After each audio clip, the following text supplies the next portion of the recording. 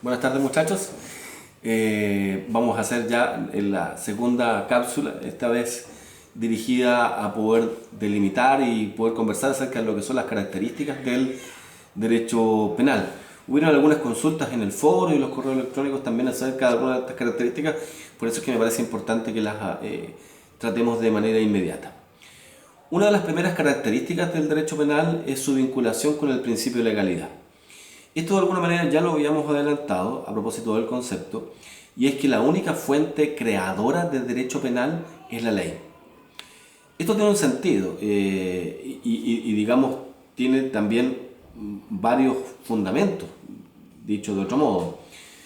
Lo anterior, porque claro, tenemos que entender de que el derecho penal y las consecuencias del mismo están vinculadas necesariamente con la afectación de derechos que están tutelados a través de la propia Constitución, como es la libertad ambulatoria, como es la propiedad. Por lo tanto, evidentemente que la creación de cualquier tipo de figura jurídico penal o delictiva requiere necesariamente la afectación de algunos de estos derechos tutelados por la propia Constitución. Desde esa perspectiva, por lo tanto, restringirlas, afectarlas de alguna manera, requieren de un acuerdo que solo puede ser de alguna manera contemplado y contenido a través de la fórmula creadora de una ley. Es por eso que la potestad reglamentaria del Estado en este sentido está absolutamente limitada, restringida, y será solo aquella norma que alcance los parámetros de una ley la que pueda ser la fuente creadora del derecho penal, sobre todo además también considerando de que lo que vamos a estar en el fondo es protegiendo bienes jurídicos que son considerados relevantes para poder alcanzar la paz social. Así, desde la perspectiva de lo anterior, evidentemente que el derecho penal solo va a proteger aquellos bienes jurídicos que son relevantes socialmente. Y esto está muy vinculado con el principio de la nocividad social, lo que significa de alguna manera de que el derecho penal no va a estar dirigido a dar protección a ciertos valores que generen un mero desagrado en quien ha resultado afectado, sino que el derecho penal está dirigido a proteger aquellos bienes jurídicos que permiten que tengamos una convivencia social adecuada, apta. Eso pasa con la vida, eso pasa con la integridad, eso pasa con la salud pública, como bienes jurídicos que precisamente van a permitir la debida convivencia social. El hecho, por ejemplo, de que un alumno llegara atrasado a una sala de clase, claro, va a generar probablemente un malestar en quien está dictando la cátedra, o puede generar un malestar, por ejemplo, en aquel compañero que estaba atento a la charla del profesor. Pero evidentemente que aquello solo pudiese ser corregido a través de las fórmulas sancionatorias que pudiese establecer la universidad a través de su reglamento o al profesor, digamos, en la propia sala. Pero no afecta la convivencia de la sociedad propiamente tal. Sí lo afectaría que una persona mate a otra, sí lo afectaría, digamos, la propagación de una enfermedad, etcétera. Por lo tanto, evidentemente que el derecho penal, en cuanto a este principio de la nocividad social y en cuanto a solo proteger aquellos bienes jurídicos que sean socialmente relevantes, tiene un sentido en este aspecto, y además también dado por la consecuencia propia del derecho penal, a la cual ya he hecho alusión, en el sentido de que evidentemente el derecho penal implica o significa la afectación de derechos fundamentales para quien eventualmente pueda ser sancionado conforme a esta área del derecho penal. Y es aquí donde además adquiere relevancia este carácter fragmentario del derecho penal, porque claro, el derecho penal no va a sancionar ni va a proteger más bien a todos los bienes jurídicos que se encuentran insertos dentro de una sociedad. Hará una selección, analizará cuáles son estos bienes jurídicos que permiten la convivencia social, que permiten la paz entre los ciudadanos, la paz social en el fondo, y conforme a ello establecerá, digamos, cuáles serán, en primer lugar, estos bienes jurídicos, y luego también la graduación de la pena que le corresponderá dependiendo evidentemente de la afectación del mismo. Ahí es donde encuentra entonces justificación este derecho fragmentario, porque fragmenta, divide y establece una especie de, digamos, de separación entre distintos tipos de bienes jurídicos y va a preferir aquellos que en el fondo establezcan o miren hacia la paz social, a la convivencia, y a aquellos les dará la protección que corresponda. Así también es donde adquiere relevancia esta idea o esta otra característica de la última ratio. Y es porque el derecho penal, tomando en consideración las consecuencias que él tiene, la afectación de derechos que implica, digamos, al infractor, es que el derecho penal también será de última ratio. Lo que implica, por lo tanto, que en la medida que alguna otra rama del ordenamiento jurídico no encuentre solución para un determinado conflicto, solo ahí es donde el derecho penal podrá operar y establecer su propia funcionalidad en cuanto a poder dar protección a un determinado bien jurídico o interés social relevante. En este orden de ideas, pues bien, entonces el derecho penal pasa a cumplir una función simbólica de seguridad. Ya lo señala en este mismo contexto el profesor Mario Garrido Mon en su manual de Derecho Penal, en cuanto que cumple una función simbólica de dar seguridad, crea un ambiente de confianza en la sociedad y en cada individuo, en el sentido de constituir una barrera de contención del delito, al ofrecer una protección de los intereses y valores fundamentales. ¿Y esto por qué? Porque evidentemente el derecho penal va a estar enfocado a una situación concreta, a dar solución a un problema determinado, a un conflicto jurídico determinado que afectó o dice relación con un bien jurídico tutelado o del cual es, digamos, autor o titular una persona concreta. Pero respecto de los miembros restantes de la comunidad, evidentemente que van a sentir un temor, van a sentir probablemente una preocupación de ver realizados ellos algunas de las figuras delictivas que están contempladas en nuestro ordenamiento jurídico penal, pues bien, de ver el riesgo de ellos, por su parte también, verse afectados por una determinada restricción que impone el derecho penal a través de sus penas y sanciones.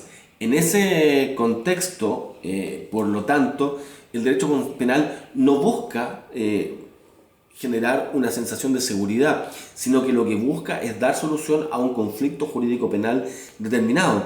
Y es por eso que también nosotros tenemos que ser categóricos en el sentido de señalar que el derecho penal no participa de la función promotora del cambio social. Eso le permite, será una actividad propia de otros actores de la sociedad. Pero el cambio social no proviene del derecho penal. El derecho penal lo que busca, insisto, es solucionar un problema particular, concreto, que se haya de producir, y conforme a la estructura del delito y conforme a la estructura que establece el propio ordenamiento jurídico penal, establecer si corresponde o no un castigo o una pena. La función promotoria del cambio social podrá provenir, insisto, de otras áreas de la sociedad. Y el derecho penal probablemente sea una consecuencia también de las decisiones que se tomen en otras áreas de la sociedad. Pero no será quien promueva el cambio social.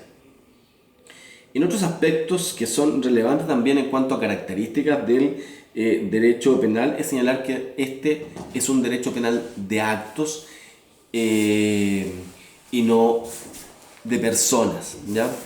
Que sea un derecho penal de actos significa que el derecho penal lo que va a castigar es un comportamiento, es una actividad delictiva atribuible a una persona determinada. Y en la medida que ese acto desarrollado por una persona se ajuste a las exigencias de un determinado tipo penal y cumpla con los demás requisitos que establece la ley, pues bien, esa persona arriesga un castigo penal. Pero no es un derecho penal de personas. ¿En qué sentido finalmente esto último?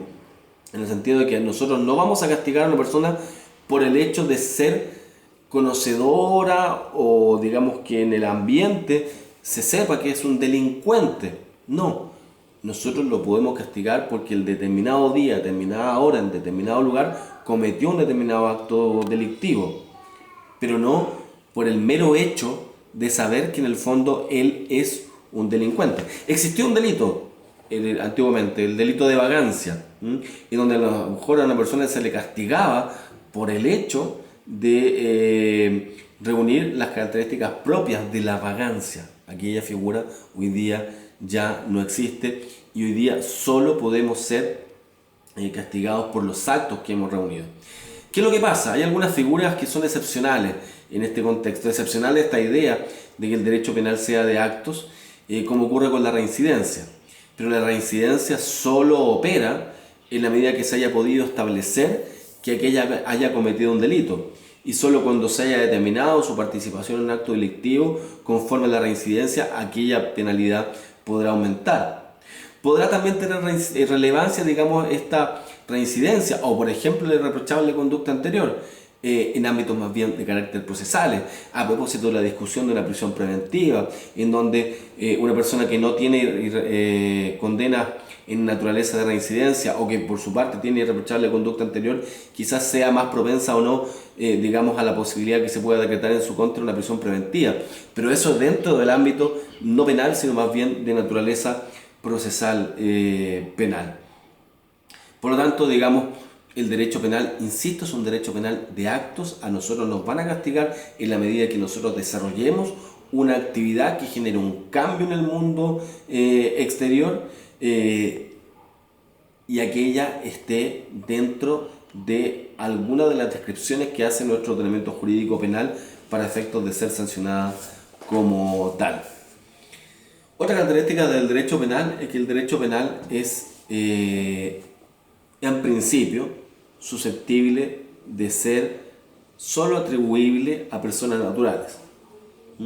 Es decir, el derecho penal solo castigará estos actos en la medida que aquellos provengan de una persona natural. Y en principio el derecho penal castigará aquellos actos que sean atribuibles a una persona mayor de 18 años y conforme a la ley de responsabilidad penal adolescente podremos castigar a aquellos que tengan entre los 14 y los 17 años, inclusive conforme a una normativa distinta y teniendo una naturaleza distinta más bien en este último sancionatoria. Esto lo remarco porque en el fondo nosotros podemos ver que dentro de las finalidades del derecho penal hay una finalidad retributiva, hay también finalidades preventivas. Las retributivas entendiendo estas por aquellas que lo que pretenden o lo que buscan en el fondo es simplemente establecer un castigo para quien ha perpetrado un delito y con ello generar un efecto en el resto de la comunidad de inhibirse de participar en actividades delictivas de manera de evitar recibir un castigo de aquella naturaleza, y otras son de naturaleza preventiva o resocializadora, como ocurre en la Ley de Responsabilidad Penal Adolescente, en donde lo que se pretende más bien no es simplemente atribuirle un castigo a este adolescente que ha cometido un delito, sino que lo que buscamos es reincorporarlo socialmente, entregándole aquellas herramientas en donde ya sea su familia o el Estado no han sido lo suficientemente capaces de poder proveerles.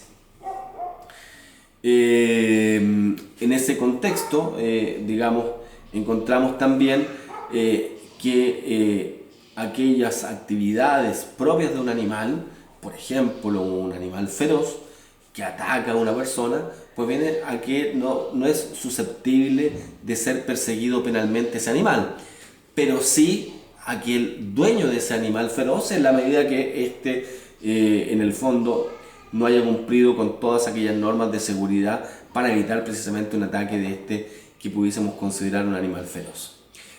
También, digamos, en cuanto a excepción se refiere, tenemos la responsabilidad penal de las personas jurídicas, en donde hoy día, excepcionalmente, se permite en determinados delitos que las personas jurídicas puedan responder penalmente.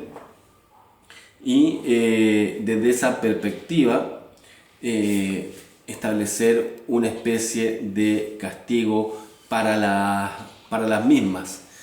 Hoy día la ley de responsabilidad penal de las personas jurídicas permite, por ejemplo, establecer como castigo a las personas jurídicas una multa, permite establecer como castigo a las personas jurídicas la posibilidad o la imposibilidad más bien de celebrar determinados actos o contratos, y que lleva como la sanción última incluso la disolución de la persona jurídica como castigo, digamos, de mayor gravedad. También están las multas en una categoría intermedia.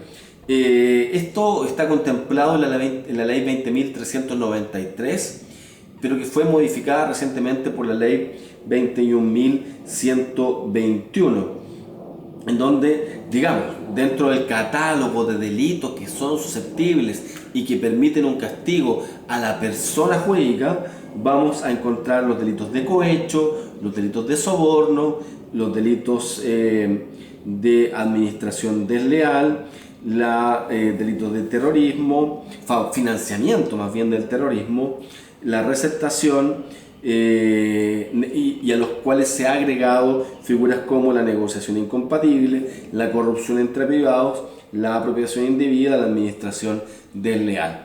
En todas estas figuras, independiente de la responsabilidad penal que pudiesen tener las personas naturales que han intervenido en estos actos delictivos, también la persona jurídica podrá recibir un castigo, también procesalmente pudiese ser formalizada, e insisto, de determinarse su responsabilidad penal, podrá ser objeto de un castigo penal como los ya indicados.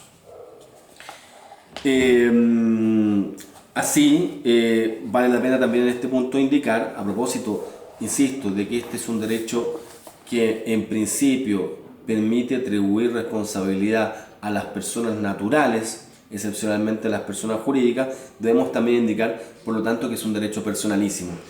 Solo podrá tener responsabilidad penalmente aquellos que han intervenido en un acto delictivo, ya sea en calidad de autor, cómplice o encubierto.